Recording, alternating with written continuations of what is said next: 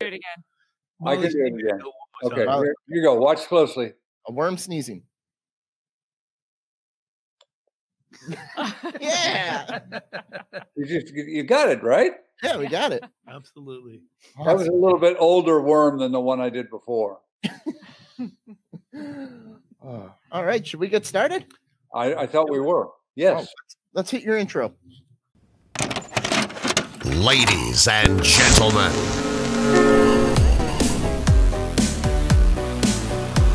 Movies with Mark.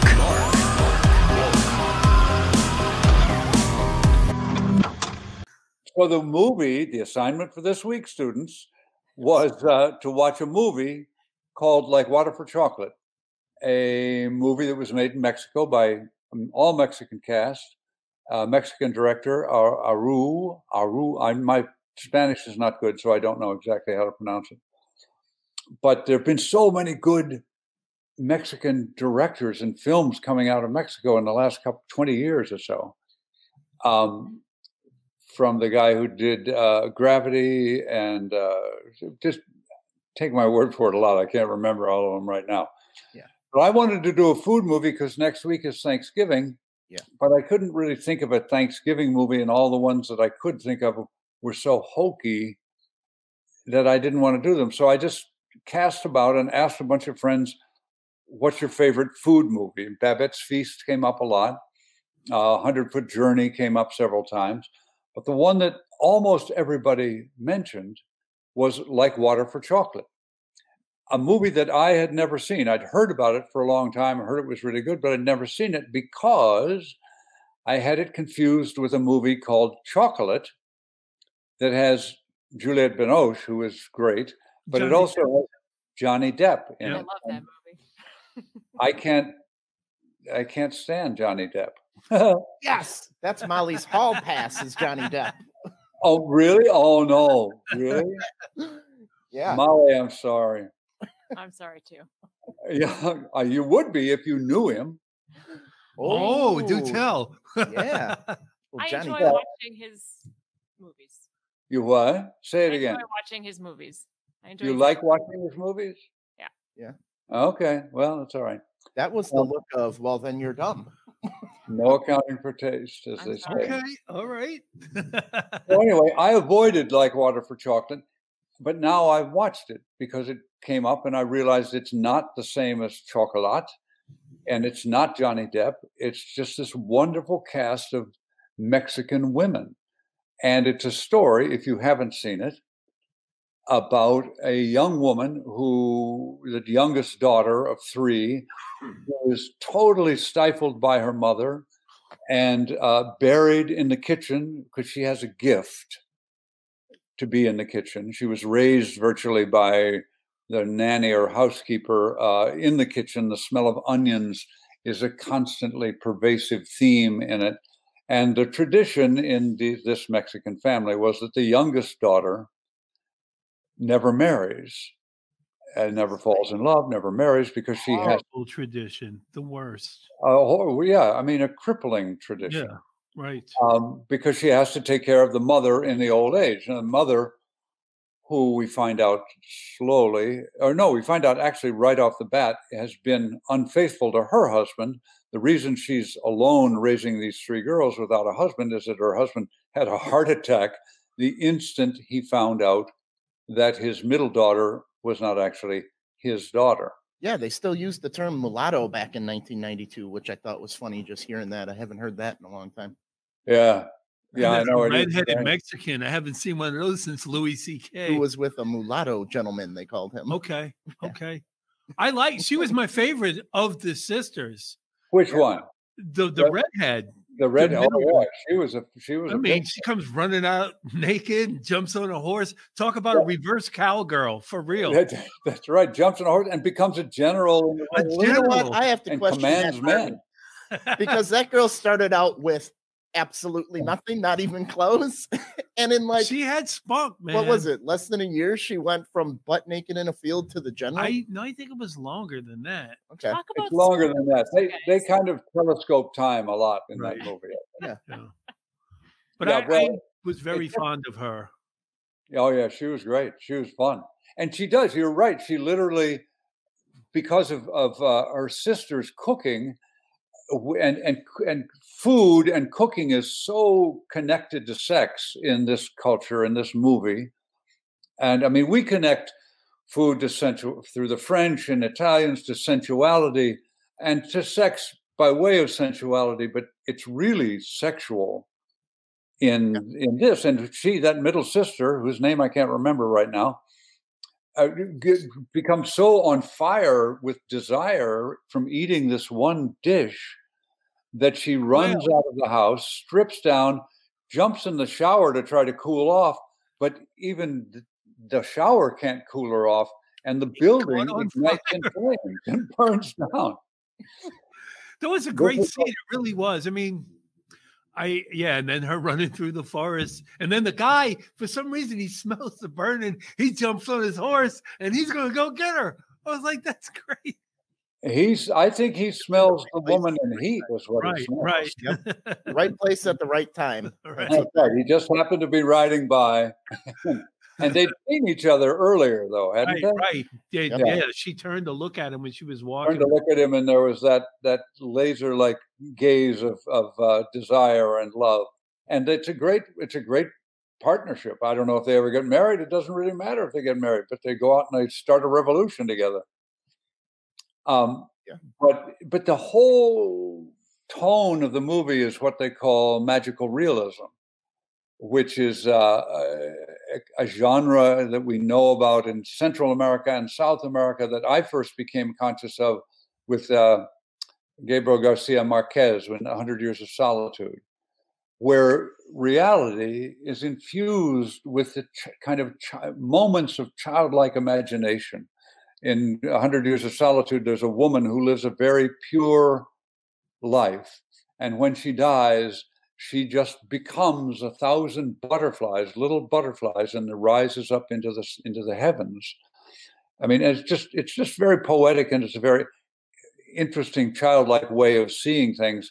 And in this movie, the middle sister becoming inflamed with desire, with sexual desire, and running out of the house and having her heat, talk about being hot, so that it ignites the building and burns the building and attracts this soldier from across the field, and he comes and rescue and throws her on the back of his horse, and they ride off together.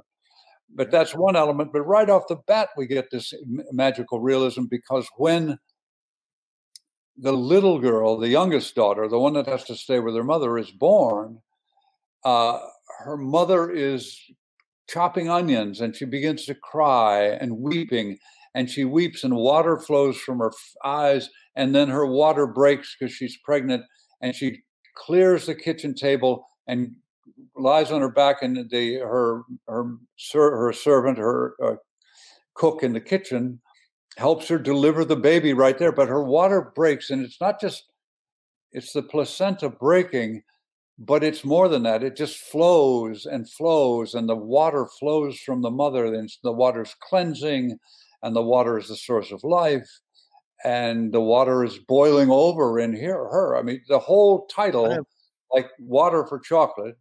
I have a problem with that. You had a problem with the title? No, the afterbirth scene, because they scooped up, when it dried, all the salt from the afterbirth, 40 pounds of salt, and then used it for cooking. Well, you've got to use what you've got, But not afterbirth. You can kind of let a dog lick that up or something. Why do people still eat that to this day? I mean, they do. Yes, they do. I thought the opposite. I thought it was kind of very symbolic and Okay, the first time you come over to my house and I say, but can you pass the salt? And I say, this is from my sister's afterbirth. Enjoy. Is that magical? Or that's magical realism. They've tried it. Powerful. After they've enjoyed it, then you tell them. It's powerful.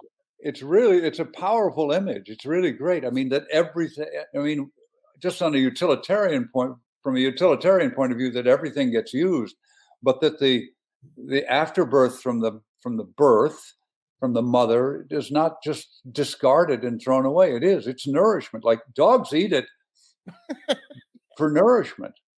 Yeah, that's right. As well as to clean up their dogs, their puppies. So it's you're a little squeamish, but that's okay. Oh, I worked in labor and delivery when I was in the Army. Trust me, I never saw a mess like that. It was a bit symbolic.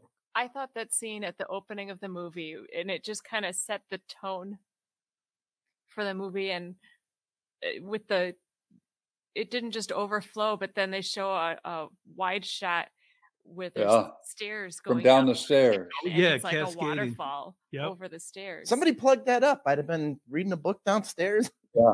But it set the tone for the movie, and this is, a kind of, I can't think of. Yeah, it was kind of like the movie Big Fish, where it's like crazy magical stuff happening sometimes. The crazy thing was this, like when they mentioned in passing to the father that it might not have been his daughter, and then he just clutches his chest, and then might not have been, dude, don't die. Right, and then you just see he's dead already. There's the funeral, and she's got the newborn baby. They time jumped a lot. There were, like we mentioned earlier, there was a lot of jumps in time where they don't really necessarily say it's been this long. You just got to infer.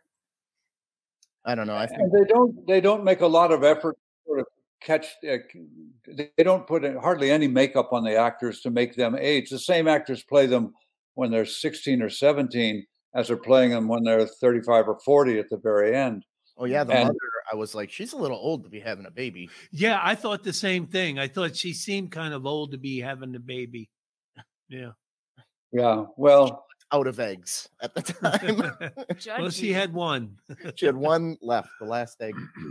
I think there's something really interesting about making that choice. I mean, it's not just a choice of economy, that although maybe where you don't have enough time to put makeup on the actors or try to convince people, but I'm hardly ever convinced of age makeup in the movies unless it's done really, really well. When Scorsese does it in The Irishman, it's computer generated, and it even doesn't work then, and that's probably as good as I've ever seen it. Well, the fact that they choose not to try to age the actors, they use a woman that's old enough to be their mother when they're 16 or 17, and she doesn't age at all, really. They did kind of cover that in the movie because they said that the mother couldn't breastfeed because she was too old at the time. Oh, that's right. That's right. Maybe they wrote that in there to be like, hey, instead of all this makeup, I'll just write a line. We'll have the narrator say, she can't breastfeed, she's dry. Right. I'd forgotten that. Well, that allowed a stronger relationship with the cook. Say that again, Molly. I missed it. I just said that also allowed a stronger relationship with the cook. I loved her. I thought she was great. Wasn't the cook her nursemaid at the time, or was it someone else? Maybe not. I think she was way too old to be a wet nurse. Way too old. I mean, the mother was too old. Nacho was way too old. But I just think that relationship that Tisa had with Nacho was much better than the relationship she had with her own mother. Of course. Way better. Well, the relationship with her mother is poisoning. I mean, as we said earlier, she is obliged. She's chained to her mother until she dies. She's not permitted to fall in love, and that's the whole story. Is this man that she falls in love with instantly again? And you have to just sort of accept and go with some of these things. I know it's hard sometimes. Yeah, that was hard. Because when he's like, okay, I'll marry her sister so I can be near her. I know. That's kind of a leap there. It's like, why don't you say, hey, screw you, old lady. I'm taking this woman and we're going to leave town. I mean, like, if you love her, you don't marry her sister. And then what kind of sister is that to marry a man that her sister loves? Right. And well, her sister gets her just desserts for being that kind of sister. Yes, she does. I mean, you got to understand the culture, in that. Well, I mean, and then the mother, after this agreement that he's going to marry her sister, the mother makes her make the cake. Right. Cook the food. And then when the tears go into the cake batter, and then everybody gets sick, right? And then, first they started crying. They got all emotional. Right. And I think that was from her pain. And then I think Nacha put something in there to make them sick. They all threw up. I don't But know. I think they were just so sad they were gut wrenching. Do you think because she ended up dead? I thought she's like, I'm going to spike this shit and then I'll check it out. I think the whole thing was with magic and emotions and food all mingling together. I think in the intention of the movie was to portray it as if this was some kind of magic that was. It even affected her mother, which I was good to see her upset. It affected everyone that ate it. I don't think Tita ate. No, I don't think she ate it. Right. Yeah. And then that was another thing too. The quail with because she took the flowers that she got from the guy, and then she made that sauce like the rose petals. Right. What would it taste like? You're not supposed to eat rose petals. Because I was saying, like, would that be good? Because I mean, like, great, but the rose. I've made rose petal jam. I've made rose petal jam. I don't think I've ever cooked anything with them, but I've made rose petal jam, which is really quite good. And then also, I'm looking at this and I'm like, I don't see any Mexican food. I think I just expected to see, because they mentioned the tortillas. They were rolling this stuff up. Right. But like, I didn't see. She was making mole. The mole, right? And you see the chili rellenos too at the. Right. Yeah, you're right. As a sort of wedding feast for their daughter, right? And so it's all, and doesn't I think I think they in this movie anyway experience food very differently than we do. Again, it's you have to sort of be curious about the culture and want to learn about the culture and accept the magical realism and the infusion of tradition and infusion of emotion into everything. I mean, I started to say earlier, do you know what like water for chocolate means?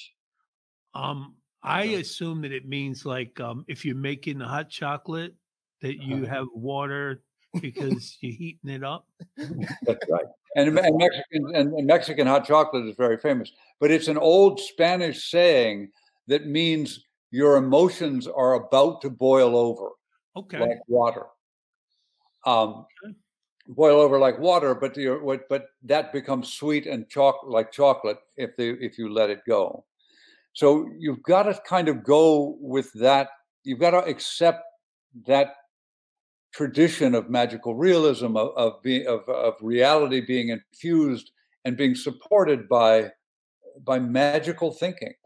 I mean, we do it, but we don't do it quite as emotionally or passionately. We accept, the great myth that we all accept, I think, is the myth of God and the story of Jesus Christ. And we that infuses our lives constantly, whether it's just a story or if it really happened or whatever.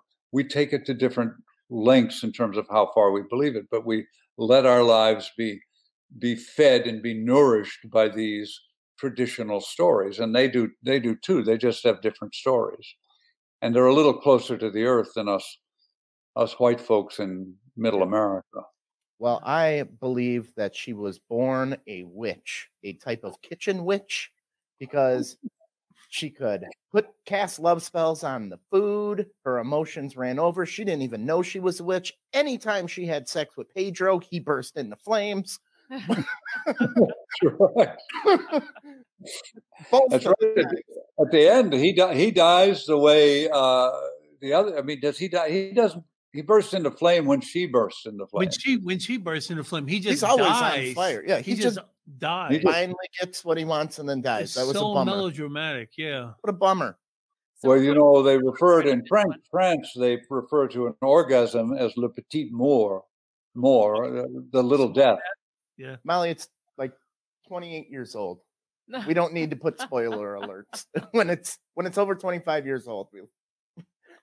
Spoiler alert. Is Molly not over 25? Should I not be talking this way in front of Molly? No, I was the movie is. Molly was saying spoiler alert because I said he died. Oh, right. Because we're going through the whole. Well, yeah. Well, I would recommend if anyone's watching, they haven't seen it. It's one of those movies that stays with you. I watched it the next morning. I woke up thinking about it. It does stay with you. And thank you for recommending it because I would have never seen it. I would have probably never watched it. So right. I wouldn't have either if I hadn't mentioned it because I always had it confused with that Johnny Depp movie, which I probably should watch because apparently it's very good. And now that I know Molly likes Johnny Depp. You have a poster of Johnny Depp in your room? I did. 2 beautiful pumpkins of Johnny Depp. I have. Really? I carved an Edward Scissorhands and a Jack Sparrow. And a Sweeney Todd. That's 3 pumpkins of Johnny Depp you've got her. She's really fancy with her pumpkin Really, carving. you have to bring pictures. I have to see these. That's her. If you carve 3 pumpkins of a certain celebrity, she must really like them. But Johnny Depp withstanding, Chocolat is a great movie, and he's not in it that terribly. I mean, Is it mostly Juliette Binoche? Yeah, I mean, she's the focus. Yeah. He comes like in and out. Well, I'll watch it. I'll watch it because of her, and I'll watch it out of respect for your somewhat unseemly obsession with Johnny Depp. Well, out of respect for mine. Hey, Mark, you ever see Porky's? You want to watch Porky's with me? 1 and 2. Yeah, back to back. Well, let's sleep over. So let me ask real quick. You guys, we all just watched this for the first time. It's in another language. Did you watch it with the English dubbing or just with the subtitles? I watched it with the dubbing. You go ahead. Dubbing. We had the dubbing. Well, I found it, and there was no subtitles, no dubbing. It was all in Spanish. And so I'm like, well, maybe I'll get the gist of it. No, I had to find the English dub version, which made all the difference in the world. I would pick up a word here and there. Oh, caliente, the tub, it was too hot. But that mother was just a piece of work. Even in death, she comes back to torment her. I could not stand that woman. You can go into any of those. The mother? Yeah. You can go into any of those movies and add English subtitles to them. No kidding. Yeah. Okay. Well, yeah. The technical thing, but I'm glad I was able to see. And look, let me tell you something. For those 2 to fall in love like they had, that was crazy. It's like, why would anybody want to stand in the way? Isn't that kid's beautiful too, isn't he? I mean, the guy that she falls in love with? When he fell into the fire, I'm like, thank God it didn't mess up his pretty face. He was a really, really handsome guy. He was like freakishly handsome. Yeah. I don't know what she saw. Yeah, he's very handsome. But still like a real human being. No, he was very he's Italian, not Mexican, apparently. First time in the basement. She's like, I'll tell you if I love you later. And he's like, no, I can't wait. And then in the bedroom, he was all like moping and being kind of whiny. I'm like, what do you see in this guy? You never talk to him. If you talk to him more, you probably wouldn't be in love.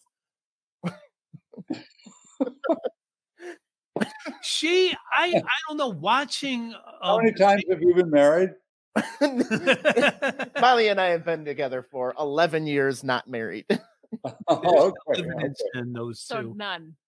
So none. So Mark, did you watch it with subtitles or? I watched it with subtitles. I watch everything with subtitles because I'm a little hard of hearing, and I also like to just be sure of the language. Well, I watched it. What? I watched it dubbed, but I wish that we had watched the Spanish version with subtitles because I read it anyway. Because I find that the original actors, a lot of the times, the dubbing doesn't capture the emotion and just the initial acting. Yeah. And it's distracting, watching the lips moves and hearing the English that obviously isn't that character talking. Right. I like the dub version. I thought they picked the emotion up great. If I would have been reading it, I would have been busy reading and not really paying attention to the emotion. I don't care about whether the lips are moving at the same time. It gave me everything I needed from the English version. I'll watch it again. Absolutely. I will recommend this movie. Even just listening to it, the English dubbing was distracting to me because I didn't feel like the voices fit. Well, I love the English dubbing. We reviewed a movie on a previous show it was like China's big blockbuster. And one of the characters in there, his father was from Australia and his mother was Chinese. So they had like a blonde Chinese guy in the movie, and he had to do a Chinese Aussie accent as the English dub. And I just love somebody trying to do that. Could you get that as a job? Like, how do you do that? It was rad. I can't do it. I can't do a Chinese Aussie accent. Well, get us canceled by getting you to do it. How did it go? What was the name of that movie again? Edge of the World or something. Yeah, it was crazy. But so that I really enjoyed, just when that guy came on and you had to hear the English guy trying to do a Chinese Aussie accent. It's great. You could probably do anything and call it a Chinese Aussie accent. Yeah, nobody would know. Nobody knows what it sounds like, right? right. Yeah. Do what you want. Do what you want. Yeah. Well, anyway, what else we got here? I hardly ever like dubbed movies because the actors. I've dubbed things, and it's really hard to do, to get the mouth to work with it, and also to gather the emotion up. So I'll always watch it. I don't mind reading a movie. You've dubbed movies? I've never dubbed movies, but I've dubbed cartoons. Do you get the actor that you're working with in the scene with you at the time, or do you do it alone? You do it alone. Oh, that's got to be rough. So when you're dubbing cartoons, anyway. Yeah, it is rough. But even I think even in the, well, I don't know, not all of them, but even in the big Pixar movies, the actors will work sort of by themselves with a soundtrack, with a track of the other actor sometimes, and sometimes they'll be in the room together. It is rough. Everything about making movies, whether you're acting with a monster that's really just spots and electrodes on somebody else's body, or whether you're dubbing alone, a scene alone, is anti-reality. It's not as vibrant, it's not as juicy as life is. Yeah, it's hard work. The job is to make it juicy, I guess. Well, should we go around the room and give our? Oh yeah. What is we'll it? Start with you. Go around, hit Molly. From 1 to 4 or 5? I'll give it a 5. You'll give it a 5? I'll give it a 5. Well, when you said that, what did you call it? The fantasy? Magical realism. Magical realism. I think that hit the nail on the head, because now I can understand, because I'm like, why is he accepting it? Why is she accepting it? But now with the magical realism, it just kind of puts it all into perspective, I think. I give it a 5. Yeah. Absolutely. You've got to allow for a little, what we used to call poetic license. It's poetic. It sort of elevates itself. It goes along in the mendacity or the reality of the kitchen and carving onions, and then suddenly water's flowing from your eyes because you're crying, and then water's flowing from your body, and then the water becomes the water of life. And it's just, it elevates reality into a magical or poetic place. Well, one thing I also wanted to, like, when her sister and Pedro had the first baby, the little boy, right? She started breastfeeding. She's a witch. The virgin. She didn't have any milk. No wonder the kid died. No, it died because she couldn't get the virgin's milk. Because they left. The mom sent them away. Yeah, she did. She could magically. With that magical realism, that's it. Yep, she could magically produce it.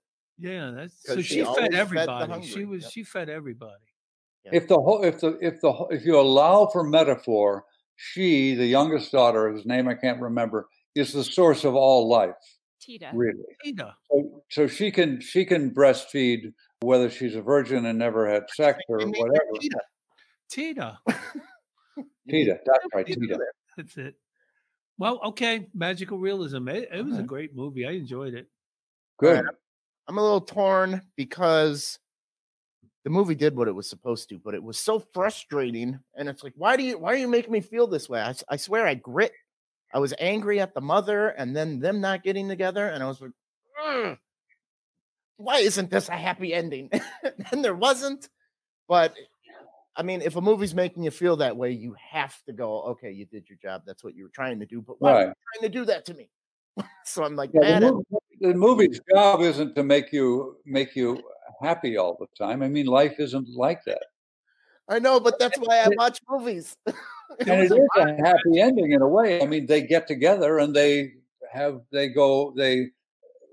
had sex before they're married, and that doesn't work out so well. And then once they get married, and then they consecrate the marriage with having sex, and they burst into flame, and they transcend to heaven in a Christian world. Well, that's another thing too. That doctor that she was going to marry. I mean, like that poor schlup. Well, I know I felt bad for him because he was nothing but good to her. He accepted it like a gentleman. Even when she said she cheated, the he's makeup, like, that's okay. they showed him aged, I think, later on. But like, I thought, what a great guy he was. She was kind of torn because I think she was about to marry him. She was really close to marrying him. Yeah, then Pedro got all nasty and jealous and had to come in and they'd all bang. Still be alive. He's a piece of crap, that Pedro. He deserved to be on fire. He went and banged a fiance of a doctor when he was married himself. This guy's a piece of crap. But I thought that doctor was an amazing guy. He was a gentleman all the way through, and he treated her well. He didn't even put the penis sheet on his wife for 3 months. The penis hole sheet that they had. That's right. For 3 months. But with the mistress in the barn, I didn't see a penis sheet there. He just went to town. Yeah, Pedro. What? You're supposed to take that sheet with the blood upon it and save it. Oh, because she's taking her virginity. That's right. Right. What do you do with that? Just throw it in the linen closet. You put it in your closet, and you let it age. That's right. Some put traditions it in her hope chest. Some traditions are weird. Oh, that's the bloody. Okay. What if your ma dies and you're going through her things, and you find your own? It's weird to you. It's weird to me. Okay, I'm accepting other. You see. Mark is trying. We've already acknowledged that you're kind of squeamish. Yeah, he's trying to turn a caveman into a classy gentleman slowly through these movies. He's squeamish, and he got into doctorate school. I could cut up a cadaver, but real blood gets me. That stuff's got to be drained. Then I can hack it apart. No problem. You know what? I'm going to give it a 4.5. It still frustrates me, but I should probably give it a 5 because it's really. Let me get this straight. It frustrates you because you actually felt things. Yeah. It made me feel things I didn't want to feel. I didn't ask to feel that. Okay. So it's good. We know a little bit more about you now. You learned about, but you know what? It made me feel things I didn't want to feel. So what do you give it? 4.5. We'll give it 4.5. That's good. Molly, 4.5. Yeah. It's got me all frustrated. I'm starting something to sweat. about Tita, though. It looks like I've seen her in something before. She looked oddly familiar to me. And you said it with Mexican actress, so I don't know if I've seen a Mexican movie that she's been in, but there's something about her that looked familiar to me. Yeah, I know what you mean because she did to me too, but I don't think I've ever seen her before or since. I don't know, but I don't know. Like some other actress. I'll figure it out while Molly's giving a score. She did a great job, though. She did an amazing job. I mean, like, she was awesome in that movie. She was the best person in that movie. That's why I really like to watch the Spanish version of it with subtitles. And I also like the old lady Nacha. And she came back after she died. And she came back at the perfect time. I mean, like, it's like just giving her little pearls of wisdom. Yeah. But the mother does a great job of being a horrible person. Yes, she does. I mean, all the acting is good in it, I think. It is. So Molly, what do you think? I really enjoyed it as well. I enjoyed, it brings you into, it's a completely different culture, a different time, but it brings you into it, and the magical realism in there. Yeah. It was done so beautifully, so well, how they incorporated all the emotions and the food and the everything. I really enjoyed the way that this whole movie was done. So how many stars? I think I'd give it a 5 too. All right. These have been some real good movies. While Molly's doing that, this is and what about you, Mark? Hold on, one quick sec. I just want to do this. We were talking about the actress. Yeah. Her name is Lumi Cavazos, and she has been working nonstop before and after that movie in movies. Oh, wow, yeah. Look at this line of work all the way from even before that. From 89 Mexico? Yep. They seem to be all Mexican. Here's Bandits, Bottle Rockets, like Land of Milk and Honey. I don't know. But Sugartown. You might have seen her around. She has been working, and she still holds up pretty well. Yeah, so that was made 20 years ago then, right? 30. Yeah. 30 years ago. Yeah, 28 years Yeah. ago. Yeah, it was 30 years ago. All right, sorry to interrupt. Just thought we'd give you that. She is a good actress, obviously. Yeah, and a working actress, good.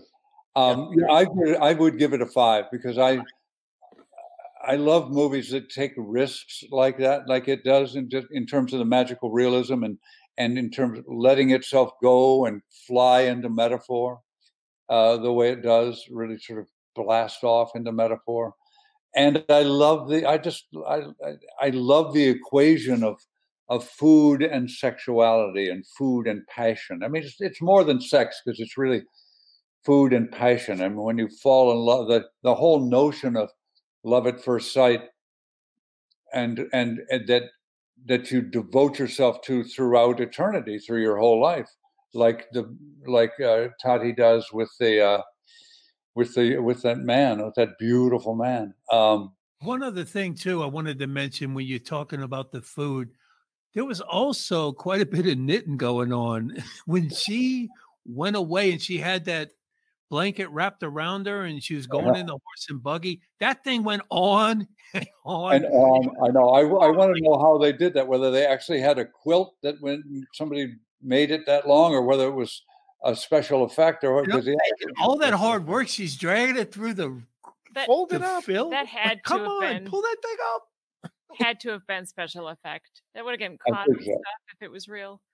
I don't know. It was so How do you not beautifully throw her flowing. in the mental asylum when she's hanging in a pigeon coop naked? But but besides the cooking, though, she would pull those knit needles out and she would go to town. So that was another thing besides cooking. That knitting was also part of her thing. Yeah. Right. Witch. Right. She's a witch. This guy. Witch. So you would have burned her at the stake, I take it, being the squeamish Puritan as you are. Well, she did actually burn. I would have just married her and had sex with her. To burn her at the stake or be her husband for a day. That's right. Don't piss her off. I'm a widower. Yeah, don't piss her off. She'll put something in your soup. Yeah, I'll just have a TV dinner again tonight. Thanks, hon. Just a Stouffer's chicken pot pie for me. Thanks a lot. Again, you keep that witch's brew out of here. So good. I'm glad you all watched it. What do you want to watch next time? Huh.